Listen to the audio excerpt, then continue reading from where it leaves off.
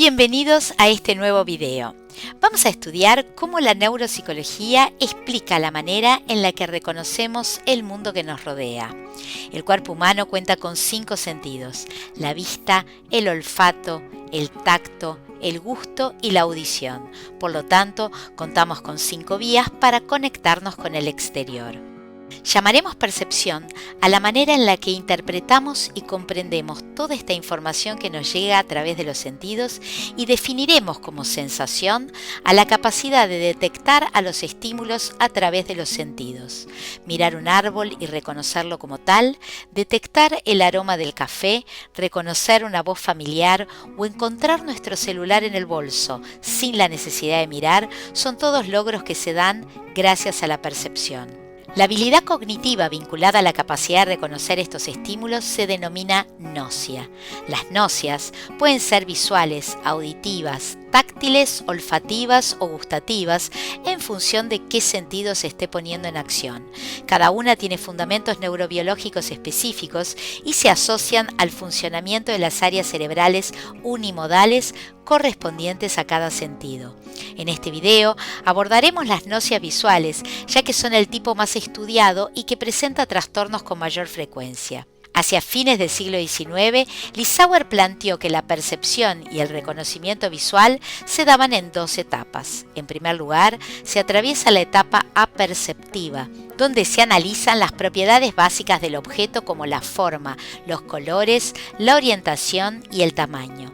En esta etapa también se discrimina al objeto de lo que no es el objeto. A esto se lo conoce como la discriminación de figura y fondo.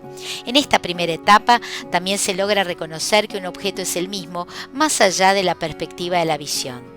La segunda etapa planteada por Lissauer es la etapa asociativa, en la que se busca asociar lo percibido con los contenidos del almacén de memorias visuales.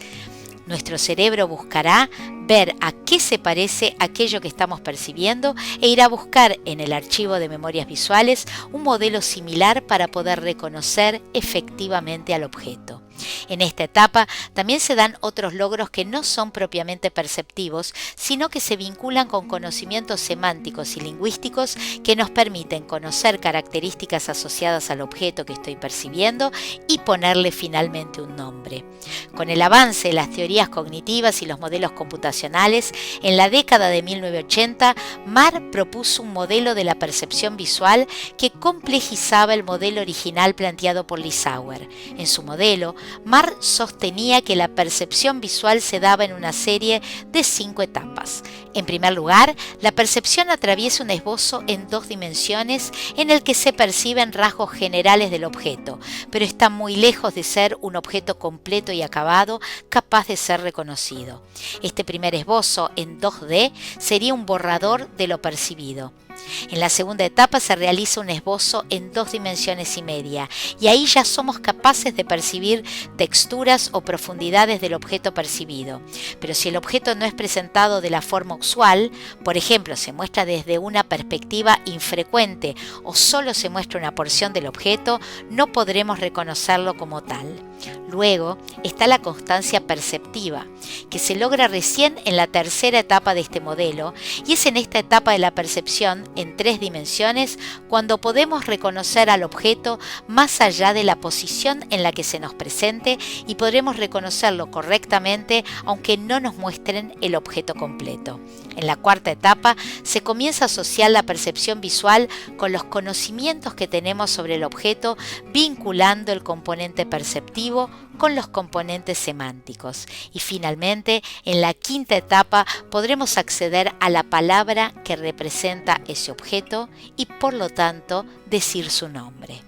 Las principales regiones vinculadas a la percepción y al reconocimiento visual se encuentran en los lóbulos occipitales y en áreas adyacentes. La corteza visual primaria es la encargada de recibir los primeros inputs, mientras que las áreas visuales secundarias se encargarán de realizar las tareas de reconocimiento propiamente dichas. Los trastornos de las gnosias se llaman agnosias y existirán distintos tipos de agnosia en función del modelo que se estudie. Pero en todos los casos, las agnosias se deben a una falla en el reconocimiento de objetos mediante una única vía sensorial.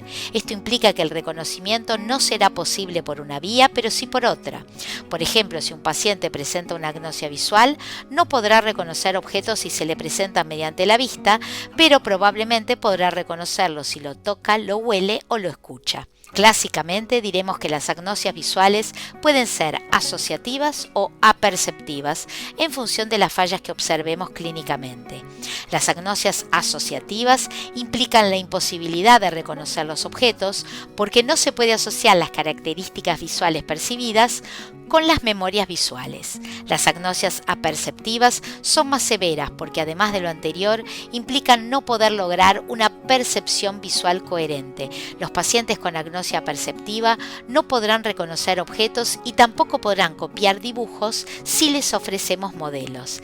Estos pacientes suelen ser conscientes de su dificultad y en ocasiones se sirven de pequeños detalles morfológicos para emitir sus respuestas que suelen ser erróneas. Por ejemplo, si les presentamos una bicicleta, al ver la rueda responderán que es un auto.